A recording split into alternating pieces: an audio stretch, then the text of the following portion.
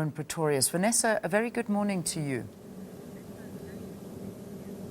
Good morning, Julie-Anne. Yes, I'm speaking to the Vice-Chancellor this morning of the University of the Western Cape, where we did see a violence erupt on campus yesterday. And this does follow a meeting between the university management as well as the SRC and the Fees Must Fall movement last week, in which a number of issues had been agreed upon.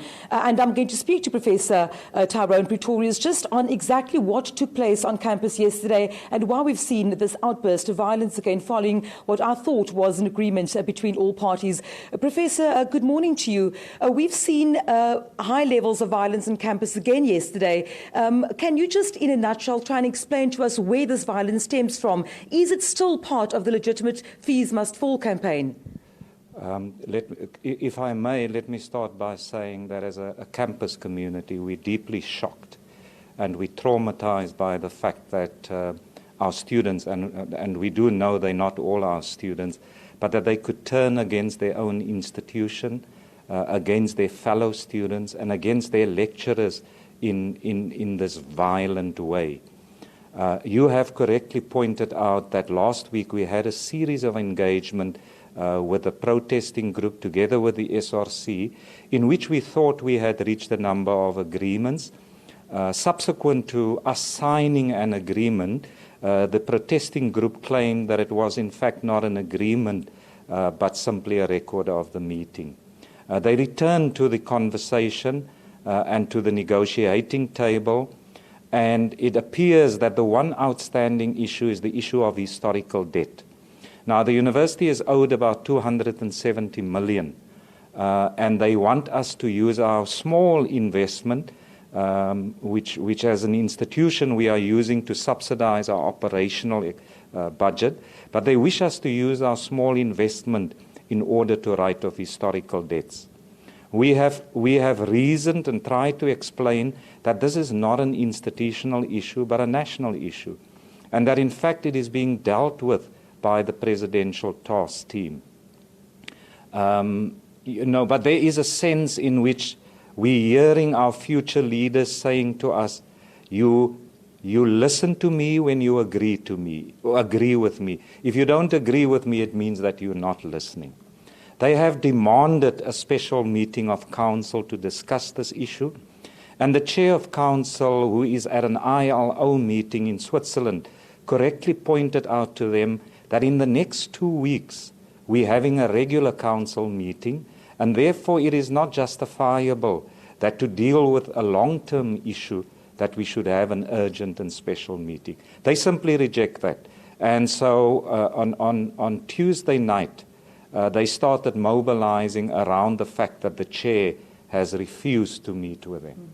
Professor, we know that exams have been suspended after yesterday's violence, and UWC, historically a campus where we have seen a robust debate, also specifically during the apartheid years.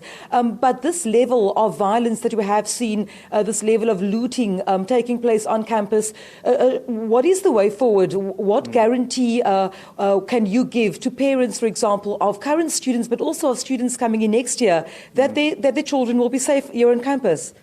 I'd like to say that we would be naive to believe that this is a UWC issue. This is in fact an issue of national concern. As a society, we're standing on the edge of a precipice. As far as the exams, and so there needs to be a societal response to this. As far as the exams are concerned, we're meeting with our faculties and our academics today to explore options around the completion of this year. The integrity of the academic project is at stake if we do not have the final assessments. And so we need to look at ways to ensure that the final assessments go ahead. And there will be various models that we're exploring.